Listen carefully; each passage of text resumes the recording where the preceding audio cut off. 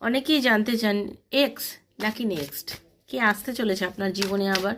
মানে এই 2026 সালে নতুনভাবে কোনো সম্পর্ক আপনার লাইফে আসতে চলেছে, নাকি পুরনো প্রেমই আপনার লাইফে ফিরতে চলেছে, সেটা নিয়ে একটা রিডিং। তো দেখে নিই কোনটা সত্যি কোনটা বাস্তব আপনার লাইফে ঘটতে চলেছে। তো যারা প্রথমবার চ্যানেলে এসেছেন অবশ্যই সাবস্ক্রাইব করে নেবেন, চ্যানেলটাকে বেলটা দাবিয়ে দেবেন যাতে নিত্য নতুন ভিডিও নোটিফিকেশন আপনার কাছে পৌঁছে গিয়ে থাকে।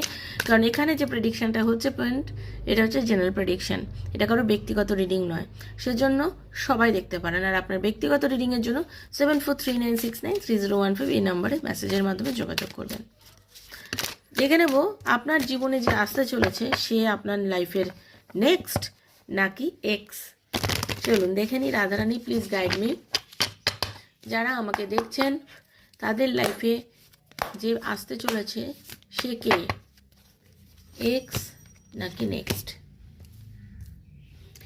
কিছু কিছু মানুষের জীবনে সত্যি সত্যি নতুন প্রেম আসতে চলেছে, কারোর জীবনে নতুন প্রেম আসতে চলেছে। যদি বলি আপনি কি করে বুঝবেন, ধরুন আপনার লাইফে এমন একজন মানুষ বারবার নক করছে, যে মানুষটা হয়তো আপনাকে অতীতেও বলেছিল যে আমি তোমায় খুব ভালোবাসি, আমার লাইফে ফিরে এসো, কিন্তু আপনি কখনো তাকে বুঝতে পারেননি।